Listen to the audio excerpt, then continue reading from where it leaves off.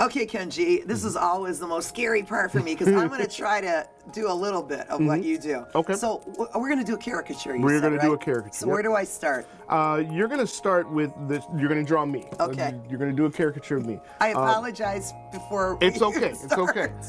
Because I usually start with myself when I do caricature events. I'm usually the first person that I draw because I'm easy. Yeah. I don't have any hair.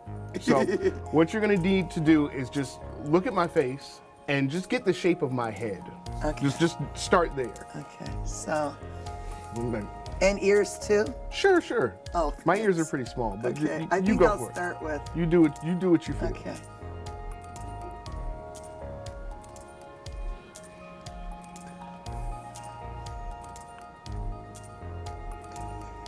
Yep. Okay. There you go. Where's the top of my head? You need the It goes on forever. You're right. I guess I'll make it round. There you go. Yeah. There you go. Okay. Yep. So I'm here with award-winning storyteller, illustrator, Kenjji, and you received, I know, some grants along the way. So tell me about those and how that happened. The notoriety that I got was from a grant called the Xeric Grant. That's X-E-R-I-C. Xeric Grant was founded by Peter Laird. Peter Laird and Kevin Eastman were the guys that created the Teenage Mutant Ninja Turtles. So they have reached back and they provide grants to independent comic creators just to pull, obscure independent comics into, a higher echelon with a little bit of funding. So they funded my book, Witch Doctor, I think that was around 95. Was that a comic book? It was something that I had produced to apply for that grant. Okay.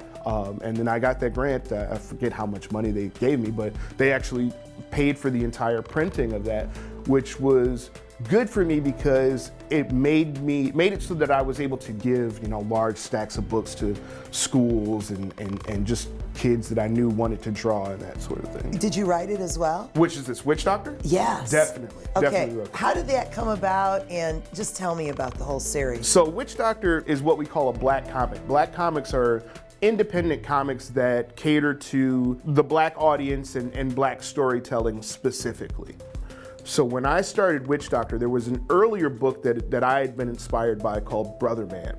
Brother Man was an independent black comic that was kind of hard to get, but once you found it, you were really happy to have it. It was that rare. We have these comic book boxes as comic book collectors. And I had, the Marvel box, I had the DC box, and then I had the Black Comics box. And my Black Comics box was largely empty. I only had like maybe 10 or 12 books in it. So I wanted to make more books to put in that box. And so that's where Witch Doctor came from. You're going to do me, right? Yep, I'm going to do you, and I'm going to start with the shape of your head, and in your case, that means the shape of your hair. And what you've got is the best part. Like my favorite part of doing caricatures is when somebody has got a really nice styled hairstyle. Oh, good. Because then most of the work is already done for me. It becomes very characteristic, and it's easy to So the hair pops out, the right? hair pops the big out. hair. Yep, and then you just draw the chin and the jaw in there.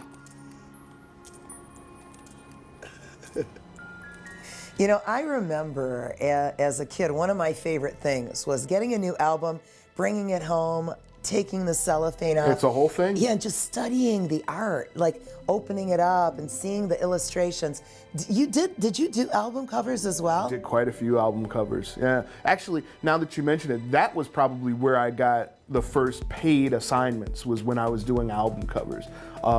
Because early on, I found out that it was easy to get that kind of work because, in a local scene, like back in the day, I was at Western and we had local acts like Knee Deep Shag and Rolling Head around here. I would go to the Knee Deep Shag show and eventually I was like, well, let me draw you a little Knee Deep Shag album cover. So the first Knee Deep Shag tape is one of my covers. Wow. And that was, they give me, they're not paying much, but they're paying enough to make it official. So, but then I went from there to, I did a lot of work in Detroit for electronic music. That's kind of a big thing globally, but not necessarily a big thing in Detroit. So I worked with a lot of really big names in Detroit that were people that I just knew kind of personally, and I didn't really know, because I wasn't really into electronic music like that, but I didn't know how big these guys were, because these guys were just kind of my friends. Right. And they're, oh, hey, can you draw me an album cover? Well, sure, whatever, I'll just draw it. And next thing I know, there's guys in Poland that are taking my artwork and reproducing it on the walls of their house, like big murals of like my album covers, and they're sending them to me. So it was a great time. So now, you know, facial features, eyebrows, nose, that sort of thing. Yep. That's what I see the most. There you go. Go for what you see. Okay. Kind of blink. Just look at me for a second. Hold that in your mind. Okay.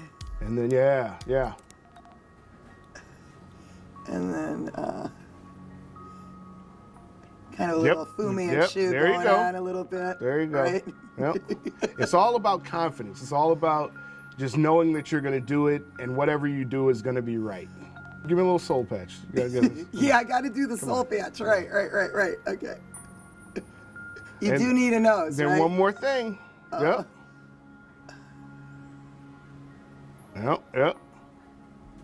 And there you go.